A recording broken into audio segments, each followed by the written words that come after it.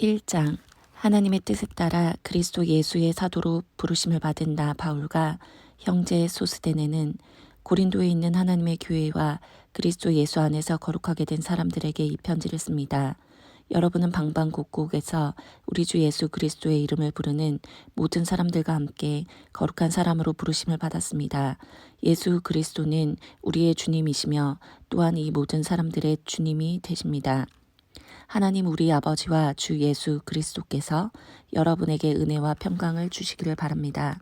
그리스도 예수 안에서 여러분에게 주신 하나님의 은혜로 말미암아 나는 늘 하나님께 감사드립니다. 여러분은 예수 그리스도 안에서 모든 말하는 것과 모든 지식 등 모든 면에서 풍성하게 되었습니다. 내가 이렇게 말씀드리는 것은 그리스도에 관하여 증언한 것이 여러분 안에서 확고해졌기 때문입니다. 그러므로 여러분은 영적인 선물을 부족함 없이 받으며 우리 주 예수 그리스도께서 나타나실 것을 간절히 바라고 있습니다. 예수님께서는 여러분을 세상 끝날까지 굳세게 지켜 우리 주 예수 그리스도의 날에 흠이 없는 사람이 되게 하실 것입니다. 여러분을 부르셔서 그의 아들이신 우리 주 예수 그리스도와 사귐을 갖게 하신 하나님은 신실하십니다. 성도 여러분, 우리 주 예수 그리스도의 이름으로 여러분에게 호소합니다. 모두 의견을 합하고 여러분 사이에 편을 나누지 마십시오. 같은 마음과 같은 생각을 가지고 하나가 되십시오. 나의 성도 여러분, 글로의 집에서 온 사람들이 나에게 여러분 사이에 다툼이 있다는 소식을 전해주었습니다. 내용은 이렇습니다. 여러분이 저마다 나는 바울을 따른다, 나는 아볼로를 따른다, 나는 베드로를 따른다, 심지어 나는 그리스도를 따른다고 말한다니 도대체 그리스도가 나뉘었습니까? 바울이 여러분을 위해 십자가에 못 박혔습니까? 아니면 여러분이 바울의 이름으로 세례를 받았습니까? 내가 그리스도와 가이오 두 사람 외에는 여러분 중 어느 누구에게도 세를 주지 않아 하나님께 감사합니다. 그러므로 여러분 중에서 어느 누구도 바울의 이름으로 세례를 받았다고 말할 수 없을 것입니다. 그러고 보니 내가 스데바나의 가정에도 세례를 준 적이 있습니다. 하지만 이들 외에는 아무에게도 세례를 준 기억이 없습니다. 그리스도께서 나를 보내신 것은 세례를 주기 위해서가 아니라 복음을 전하도록 하기 위해서였습니다. 그것은 인간의 지혜로운 말로 하라는 것이 아니었습니다. 그리스도의 십자가가 그 능력을 잃지 않게 하려는 것입니다. 십자가에 관한 말씀이 멸망할 사람들에게는 어리석은 것에 불과하지만 구원받은 우리에게는 하나님의 능력입니다. 성경에 이렇게 기록되어 있습니다. 내가 지혜로운 사람들의 지혜를 멸하고 지식 있는 사람들의 지식을 물리치리라. 지혜 있는 사람이 어디 있으며 학자가 어디 있습니까? 이 시대의 변론가가 어디 있습니까? 하나님께서 이 세상의 지혜를 어리석게 하지 않으셨습니까? 세상이 자기의 지혜를 통해서는 하나님을 알지 못하게 하신 것이 하나님의 지혜입니다. 그래서 하나님께서는 우리가 전하는 어리석어 보이는 말씀 선포로 믿는 사람들을 구원하기를 기뻐하셨습니다. 유대인들은 표적을 요구하고 그리스도인들은 지혜를 찾습니다. 하지만 우리는 그리스도께서 십자가에 못 박히셨다고 전합니다. 이것이 유대인들에게는 걸려 넘어지게 하는 것이요 이방인들에게는 어리석은 것이지만 유대인이 되었든지 그리스인이 되었든지 부르심을 받은 사람들에게 그리스도는 하나님의 능력이며 하나님의 지혜입니다. 하나님의 어리석음이 사람의 지혜보다 더 지혜로우며 하나님의 약함이 사람의 강함보다 더 강합니다. 성도 여러분, 하나님께서 여러분을 부르셨을 당시 여러분의 모습이 어떠했는지를 생각해 보십시오. 세상의 표준으로 볼 때 지혜 있는 사람이 많지 않았고 권력 있는 사람도 많지 않았으며 가문 좋은 사람도 많지 않았습니다. 그러나 하나님께서는 지혜로운 것들을 부끄럽게 하시려고 세상에 미련한 것들을 선택하셨고 강한 것들을 부끄럽게 하시려고 세상에 약한 것들을 선택하셨습니다. 하나님께서는 세상에 비천한 것들과 멸시받는 것 그리고 아무것도 아닌 것들을 선택하여 유력한 것들을 멸하셨습니다. 이것은 하나님 앞에서 어느 누구도 자랑하지 못하게 하기 위해서였습니다.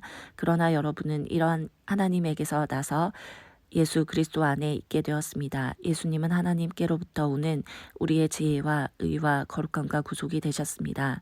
그러므로 성경에 기록되었듯이 자랑하는 자는 주님 안에서 자랑하십시오. 성도 여러분, 나는 여러분에게 가서 하나님의 비밀을 전하였을 때 웅변술이나 탁월한 지혜를 가지고 전한 것이 아니었습니다. 그것은 내가 여러분과 함께 있는 동안에는 예수 그리스도와 그분께서 십자가에 못 박히셨다는 것 이외에는 아무것도 알지 않기로 굳게 결심했기 때문입니다. 사실 내가 여러분에게 갔을 때 나는 약하였고 두려웠으며 몹시 떨었습니다. 내가 전한 말이나 선포한 것들은 지혜롭고 설득력 있는 말들이 아니라 성령의 능력을 드러내는 것이었습니다. 이렇게 한 것은 여러분의 믿음을 사람의 지혜가 아니라 하나님의 능력에 두게 하려는 것이었습니다. 그러나 우리는 성숙한 사람들 사이에서는 지혜를 말합니다. 이 지혜는 이 세상의 지혜가 아니며 이 세상에서 멸망해버릴 통치자들의 지혜도 아닙니다. 우리가 말하는 지혜는 하나님의 비밀 가운데 있는 지혜입니다. 이것은 감춰졌던 것이며 하나님께서 우리의 영광을 위해 창조전에 미리 정하신 지혜입니다. 이 시대의 통치자 중 어느 누구도 이 지혜를 깨닫지 못했습니다. 그들이 깨달았다면 영광의 주님을 십자가에 못 박지 않았을 것입니다. 성경에 이렇게 기록되어 있습니다. 하나님께서 자기를 사랑하는 자들을 위해 준비해 두신 것을 눈으로 보지 못하였고 귀로 듣지 못하였으며 마음으로 깨닫지 못하였다. 하나님께서는 성령을 통하여 이 지혜를 우리에게 계시하셨습니다. 왜냐하면 성령님께서 모든 것을 심지어 하나님의 깊은 것까지도 속속들이 살피시기 때문입니다. 어떤 사람이 생각하고 있는 것을 그 사람 속에 있는 영이 아니고서야 누가 알 수 있겠습니까? 이와 마찬가지로 하나님의 생각도 하나님의 성령만이 아실 수 있습니다. 하나님께서 우리에게 은혜로 주신 것들을 알기 위해 우리는 세상의 영이 아니라 하나님께로부터 오는 성령을 받았습니다. 우리는 사람의 지혜에서 배운 말로 말하지 않고 성령으로부터 가르침받은 말씀으로 말합니다. 성령님께 속한 것은 성령에 속한 것으로 설명해야 하기 때문입니다. 성령에 속하지 않은 사람은 하나님의 성령에 속한 것들을 받아들이지 않습니다. 그런 사람에게는 이런 것들이 어리석어 보입니다. 그런 것들은 영적으로 식별되는 것이므로 성령이 없는 사람은 그런 것들을 깨달을 수도 없습니다. 성령님께 속한 사람은 모든 것을 판단하지만 자신은 아무에게도 판단을 받지 않습니다. 누가 주님의 마음을 알았으며 누가 주님을 가르치겠습니까? 그러나 우리는 그리스도의 마음을 가지고 있습니다.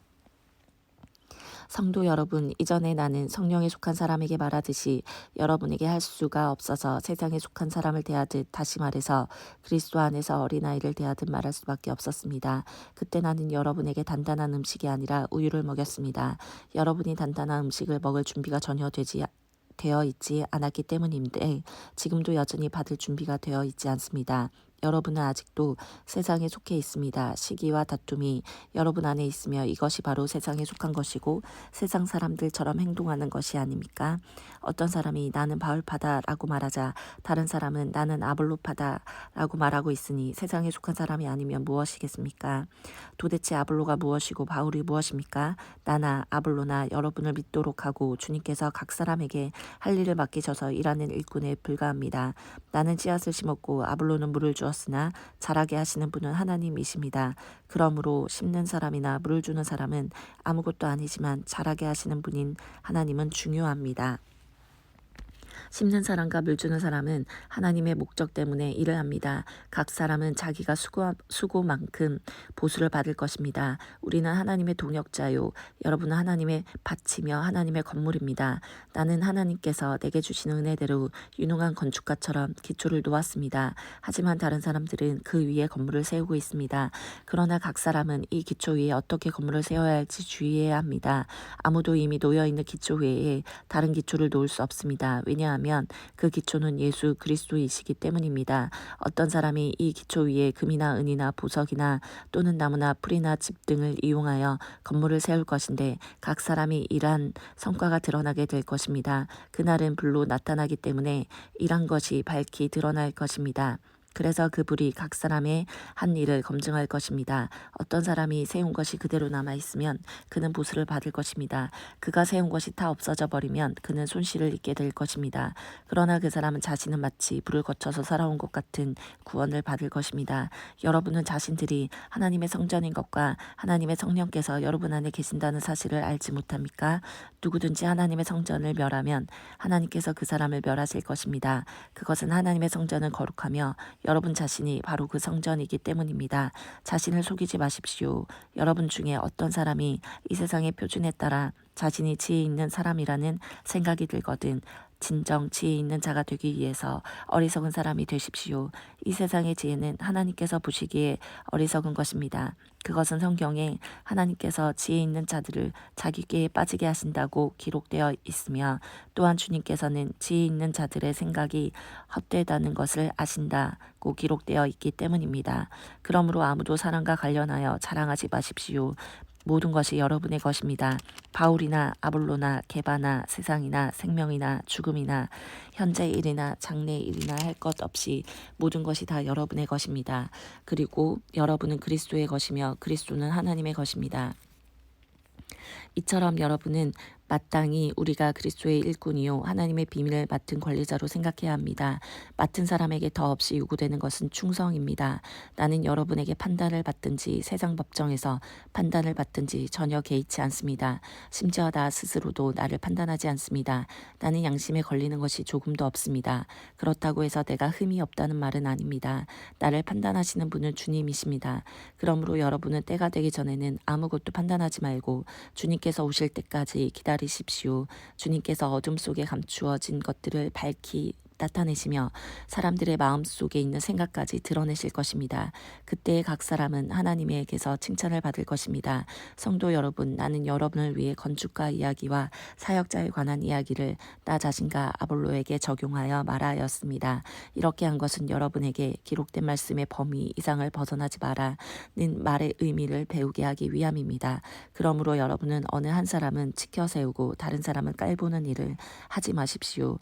여러분을 별다르게 생각하는 사람이 누구입니까? 여러분이 하나님께로부터 받지 않은 것이 무엇이 있습니까? 모두 받은 것인데 왜 받지 않은 것처럼 자랑하고 있습니까? 여러분은 벌써 배가 불렀습니다. 이미 부자가 되었습니다. 우리 없이도 이미 여러분은 왕노릇을 하였습니다. 우리도 여러분과 함께 왕노릇을 할 수 있도록 차라리 여러분이 진짜 왕이었으면 좋겠습니다. 내 생각에는 하나님께서 우리 사도들을 마치 사형 선고를 받은 사람처럼 맨 꼴찌로 내놓은 것 같습니다. 그래서 우리는 세상과 천사들과 사람들에게 구경거리가 되었습니다. 우리는 그리스도를 위하여 어리석은 사람이 되었습니다만 여러분은 그리스도 안에서 지혜로운 사람이 되었습니다. 우리는 약하지만 여러분은 강합니다. 여러분은 존경을 받으나 우리는 멸시를 받습니다. 지금 이 순간까지 우리는 굶주리고 목마르고 헐벗고 매맞고 집 없이 또 돌아다니면서 우리의 손으로 힘써서 일하였습니다.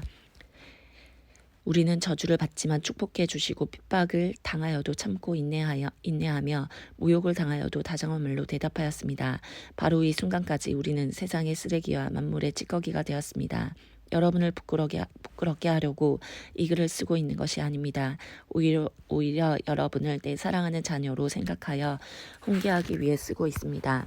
그리스도 안에서 여러분에게 10,000명이나 되는 스승이 있을지 몰라도 아버지는 여러 명이 있을 수 없습니다. 그리스도 예수 안에서 내가 복음 때문에 여러분의 아버지가 되었습니다. 그러므로 여러분에게 권합니다. 나를 본받으십시오. 내가 디모데를 여러분에게 보낸 것도 이러한 이유 때문입니다. 그는 주님 안에서 신실한 나의 사랑하는 아들입니다. 디모데는 내가 모든 교회에서 가르쳤던 그대로 그리스도 예수 안에서 내가 살아왔던 방식을 여러분에게 상기시켜 줄 것입니다. 여러분 중에는 내가 여러분에게 가지 않을 줄로 생각하여 오만방자해진 사람이 있습니다. 그러나 주님의 뜻이면 나는 빠른 시일 안에 여러분에게로 가서 그 오만방자한 사람들의 말이 아니라 그들의 능력이 어떠한지를 알아볼 것입니다. 그것은 하나님의 나라는 말에 있지 않고 능력에 있기 때문입니다. 여러분은 무엇을 더 원합니까? 내가 여러분에게 갈 때 채찍을 가지고 가는 것이 좋겠습니까? 아니면 사랑과 온유한 심정을 가지고 가는 것이 좋겠습니까? 여러분 사이에 음행이 있다는 소문이 들립니다. 어떤 사람이 계모를 데리고 살고 있다고 하는데 그와 같은 음행은 이방인 사이에서도 볼 수 없는 일입니다. 그런 사실을 알고도 여러분은 자만하고 있습니까? 오히려 여러분은 슬퍼하고 이런 음행을 행한 사람을 여러분 가운데서 쫓아내야 하지 않겠습니까? 내가 비록 몸은 여러분에게서 떨어져 있지만 마음으로는 여러분 곁에 있어 마치 내가 그곳에 있는 것처럼 이미 그런 짓을 행한 사람을 심판하였습니다. 여러분이 우리 주 예수님의 이름으로 함께 모이고 나의 마음이 우리 주 예수님의 권능과 함께 여러분과 함께 있으니 그 사람을 사탄에게 내어주어 그 사람의 죄의 본성은 멸망당하더라도 영혼은 우리 주님의 날에 구원받게 해야 할 것입니다. 여러분이 자랑하는 것은 옳지 않습니다. 적은 양의 누룩이 반죽 덩어리 전체를 부풀게 한다는 속담을 알지 못하십니까? 여러분은 새 반죽이 되기 위해 묵은 누룩을 없애버리셔야 합니다. 유월절 어린 양이신 그리스도께서 죽으셨으므로 사실 여러분은 누룩이 들어있지 않은 새 반죽이 되었습니다. 그러므로 악의와 악독으로 가득 찬 묵은 누룩이 아니라 성실함과 진리로 가득한 누룩이 들어있지 않는 빵으로 유월절을 지킵시다. 나는 이미 편지에 음행하는 사람과 사귀지 말라고 썼습니다. 내 말은 음행하거나 탐욕스럽거나 속이거나 우상 숭배하는 이 세상 사람들과 전혀 어울리지 말라는 의미가 아닙니다. 그러려면 이 세상 밖으로 나가야 합니다. 내가 지금 어울리지 말라고 쓴 것은 어떤 사람이 그리스도인이라고 말을 하면서 음행하거나 탐욕이 있거나 우상을 숭배하거나 남을 모함하거나 술에 젖어 살거나 약탈하거나 한다면 그런 사람들과 어울리지 말라는 말입니다. 그런 사람들과는 음식도 같이 먹지 말라는 것입니다. 교회 밖에 있는 사람들을 심판하는 것이 내가 상관해야 할 일입니까? 여러분들이 심판해야 할 사람들은 교회 안에서 죄를 짓는 사람들이 아닙니까?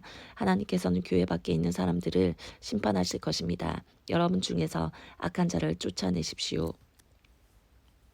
여러분 중에 어떤 사람이 다른 사람과 다툼이 있을 때 성도들에게 해결해 달라고 하지 않고 왜 그것을 세상 법정에 고소하려고 합니까? 여러분은 성도들이 세상을 심판한다는 사실을 알지 못하십니까? 여러분들은 세상을 심판해야 할 사람들인데 사소한 문제도 여러분이 직접 심판할 능력이 없단 말입니까?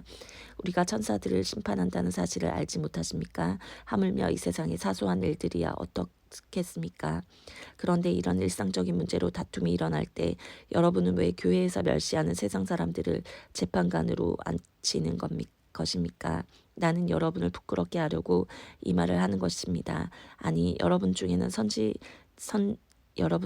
신자들 간에 문제를 해결해 줄 만큼 지혜로운 사람이 한 사람도 없단 말입니까? 여러분은 지금 신자가 다른 신자를 고소하는 것도 부족해서 하나님을 믿지 않은 사람 앞에서 재판을 받게 해야겠다는 말입니까? 이렇게 여러분 사이에서 서로 고소하는 일이 발생하였다는 사실은 이미 여러분이 패배했음을 의미합니다. 이렇게 되느니 차라리 악한 일을 당하는 편이 낫지 않겠습니까? 아니면 속임을 당하는 쪽이 낫지 않겠습니까? 여러분 스스로가 불의를 행하고 속이고 있습니다. 그것도 성도들끼리 말입니다. 여러분은 불의한 자들이 하나님 나라를 기업으로 상속받지 못한다는 사실을 알지 못하십니까?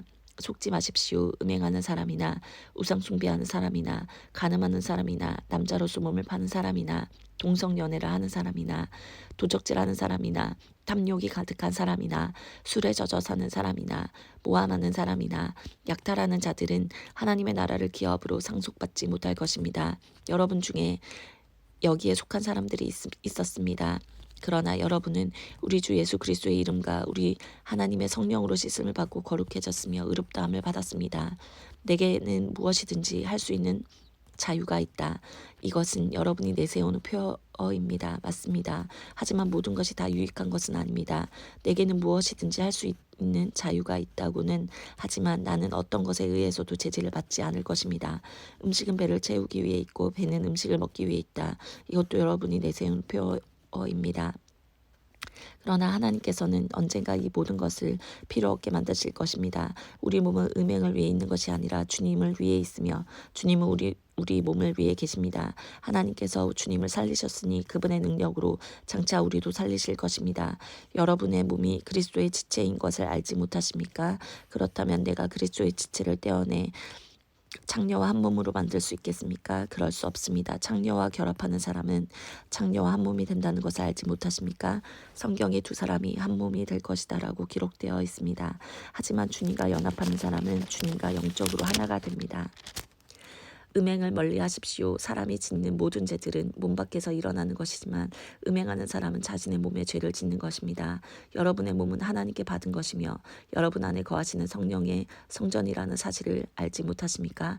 여러분은 여러분 자신의 것이 아닙니다. 여러분은 하나님께서 값을 치르고 산 몸입니다. 그러므로 여러분의 몸으로 하나님께 영광을 돌리십시오.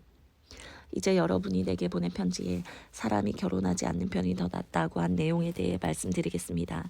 음행이 성행하고 있으므로 남자마다 자기 아내를 두고 여자도 자기 남편을 두십시오.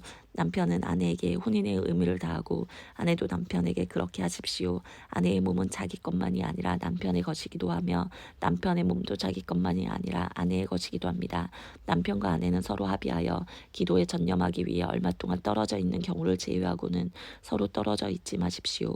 잠시 떨어져 있는 경우라도 사탄이 여러분의 약함을 틈타 시험할지 모르니 그 후에는 다시 합치십시오. 이것은 내가 충고로 드리는 말씀이지 명령은 아닙니다. 나는 모든 사람이 나처럼 지내기를 바랍니다. 하지만 각 사람마다 하나님께 받은 은사가 달라서 어떤 사람은 이러하고 또 다른 사람은 저러합니다. 결혼하지 않는 사람들과 가부들에게 말합니다. 여러분들도 나처럼 결혼하지 않고 지내는 것이 여러분에게 좋습니다. 그러나 자신을 절제할 수 없거든 결혼하십시오. 욕정에 불타는 것보다 결혼하는 편이 낫습니다. 이제 이미 결혼한 사람들에게 명령합니다. 이것은 나의 명령이 아니라 주님의 명령입니다. 아내는 남편과 헤어지지 마십시오.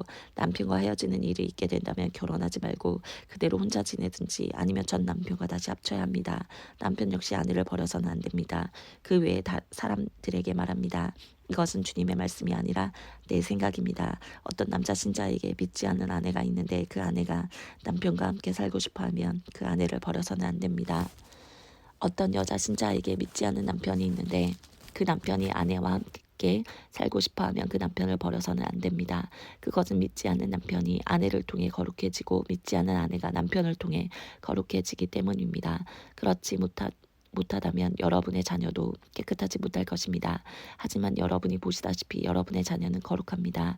그렇지만 만일 믿지 않는 남편이 헤어지려 하면 그렇게 하도록 하십시오. 믿는 남자나 여자나 그런 상황에서는 상대방에게 얽매일 필요가 없습니다. 하나님께서는 우리를 평화롭게 살게 하려고 부르셨습니다. 아내 된 사람이여 그대가 남편을 구원할지 어떻게 알겠습니까? 남편 된 사람이여 그대가 아내를 구원할지 어떻게 알겠습니까? 각 사람 주님께서 각 사람들에게 나눠주신 대로 그리고 하나님께서 부르신 위치를 그대로 유지하며 살아가십시오. 이것은 내가 모든 교회에 세워준 원칙입니다.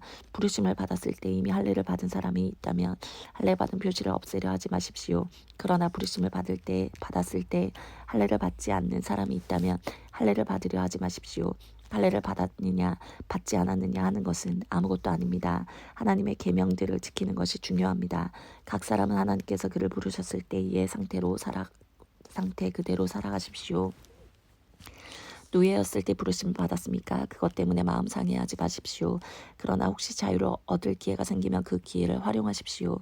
주님 안에서 부르심을 받았을 때의 노예인 사람은 주님께 속한 자유인입니다. 이와 마찬가지로 부르심을 받았을 때의 자유인인 사람은 그리스도의 노예입니다. 여러분은 값을 치르고 산 사람들입니다. 더 이상 사람들의 노예가 되지 마십시오. 성도 여러분 각 사람은 부르심을 받은 위치에 그대로 머물러 계시면서 하나님께 책임을 다하시기를 바랍니다. 이제 여러분이 편지에 언급한 결혼하지 않은 처녀들에 관해 말하고자 합니다. 이 부분에 대해서는 특별히 주님으로부터 받은 명령이 없습니다. 하지만 나는 주님의 자비하심을 힘입어 믿을 만한 사람이 되어 의견을 제시하고자 합니다. 현재 겪고 있는 위기를 생각하면 결혼하지 않는 사람은 현재대로 지내는 것이 더 좋다고 생각합니다. 아내가 있는 사람이 있습니까? 아내와 헤어지려고 하지 마십시오. 아내와 헤어졌습니까? 아내를 구하려고 하지 마십시오. 그러나 여러분이 결혼한다고 해도 죄를 짓는 것은 아닙니다. 처녀가 결혼한다고 해도 죄를 짓는 것은 아닙니다. 다만 결혼한 뒤에는 이 세상에서 겪는 환난을 맞이하게 될 것입니다. 나는 여러분을 아껴서 이런 말을 하였습니다. 성도 여러분, 내가 하고자 하는 말은 이렇습니다. 시간이 얼마 남지 않았습니다. 지금부터는 아내가 있는 사람들은 아내가 없는 사람처럼 사십시오.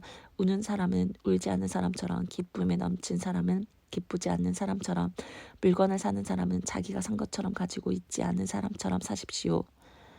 세상 물건을 쓰는 사람은 그것들의 마음이 빼앗기지 않는 사람처럼 사십시오. 그것은 이 세상의 현재 모습이 지나가고 있기 때문입니다. 나는 여러분이 마음 쓰는 것 없이 살기를 바랍니다. 결혼하지 않는 남자는 어떻게 하면 주님을 기쁘시게 할까 하고 주님의 일에 마음을 씁니다. 그러나 결혼한 남자는 어떻게 하면 아내를 기쁘게 해줄까 하며 세상 일에 마음을 쓰게 됩니다. 결혼한 남자의 마음은 이렇게 나뉘어집니다. 결혼하지 않은 여자나 처녀는 자기의 몸이나 영혼을 주님께 거룩하게 드리기 위해 주님의 일에 마음을 쓰지만 결혼한 여자는 어떻게 하면 남편을 기쁘게 할 수 있을까 생각하며 세상 일에 마음을 씁니다. 여러분 자신의 유익을 위해서 내가 이런 말을 하는 것이지 여러분을 속박하려고 그러는 것이 아닙니다. 나는 여러분이 나뉘지 않는 마음으로 자신을 주님께 드려 바르게 생활하기를 바랄 뿐입니다. 어떤 남자에게 약혼한 여자가 있는데 자기가 그 여자에게 적절하지 못하게 행동하고 있다는 생각이 들고 더욱이 약혼녀가 혼기를 지날 만큼 나이가 들게 되어 여자와 결혼해야 할 것 같다고 판단된다면 원하는 대로 행하십시오. 죄 짓는 것이 아닙니다. 두 사람은 결혼하는 것이 좋습니다. 그러나 자기 마음에 결혼하지 않기로 굳게 결심을 하고 또 반드시 결혼을 해야 되는 것도 아니고 자신이 욕정을 억제할 능력이 있어서 약혼한 처녀와 결혼하지 않기로 결심했다면 그것도 잘하는 것입니다. 그러므로 자기와 약혼한 처녀와 결혼을 하는 것도 잘하는 것이지만 결혼하지 않은 것은 더 잘하는 것입니다. 여자는 남편이 살아있는 동안에는 남편에게 메인 몸입니다. 그러나 남편이 죽으면 자기가 원하는 사람과 자유롭게 결혼할 수 있습니다. 단 남편 될 사람은 반드시 주님을 믿는 사람이어야 합니다. 이것은 내 판단입니다만 그런 여자는 재혼하지 않고 혼자 지내는 것이 더 행복할 것 같습니다. 나에게도 하나님의 성령이 있다고 생각합니다. 이제 우상에게 제물로 바친 음식을 먹는 문제에 대해 말씀드리겠습니다. 여러분이 우리는 다 지식이 있다고 주장하는 것을 우리는 알고 있습니다. 그러나 지식은 교만하게 하고 사랑은 덕을 세운다는 사실입니다. 어떤 사람이 자기가 무엇인가 안다고 생각하면 그 사람은 마땅히 알아야 할 것을 아직은 모르고 있는 사람입니다. 그러나 그 사람이 하나님을 사랑하면 하나님께서도 그 사람을 알아주십니다. 이제 우상에게 제물로 바친 음식을 먹는 문제에 대해 이야기해 봅시다. 우리는 세상에서 우상이란 아무것도 아니며 하나님은 오직 한 분뿐이라는 사실을 알고 있습니다. 하늘에나 땅에나 신이라고 불리는 존재가 많이 있고 사실 많은 신이 있으며 많은 주가 있지만 우리에게는 아버지가 되시는 하나님 한 분만 계십니다. 만물이 그분에게서 나왔고 우리는 그분을 위해 살고 있습니다. 또 주 예수 그리스도도 한 분만 계십니다. 만물이 그분 때문에 창조되었고 우리도 그분 때문에 살고 있습니다. 그런데 누구나 이러한 진리를 아는 것은 아닙니다. 사람들 중에는 아직도 우상을 숭배하는 습관이 남아 있어서 우상에 바친 음식을 먹을 때 그것이 우상에 바친 음식이라고 생각하며 먹는 사람들이 있습니다. 그 사람들의 양심은 약해졌고 더럽혀졌습니다. 그러나 우리를 하나님께 가까이 나아가게 하는 것은 음식이 아닙니다. 음식을 먹지 않는다고 해서 손해되는 것은 아니며 음식을 먹는다고 해서 더 이로워지는 것도 아닙니다. 그렇지만 여러분에게 있는 자유를 행사할 때 그것이 믿음이 약한 성도들에게 걸림돌이 되지 않도록 주의하십시오. 지식이 있다는 여러분이 우상의 신전에서 음식을 먹고 있는 것을 믿음이 약한 성도가 본다면 그가 용기를 얻어 그 사람처럼 우상에 제물로 바친 음식을 먹지 않겠습니까? 이렇게 되면 믿음이 약한 성도는 여러분의 지식 때문에 망하게 되는 것입니다. 그리스도께서는 바로 그 성도를 위해 죽으셨습니다. 이런 식으로 여러분의 동료 성도들에게 죄를 짓고 그들의 약한 양심에 상처를 준다면 여러분은 그리스도께 죄를 짓는 것입니다. 그러므로 내가 먹는 음식 때문에 내 동료 성도들이 걸려 넘어지게 되면 그 사람이 걸려 넘어지지 않도록 하기 위해 나는 평생 고기를 먹지 않을 것입니다.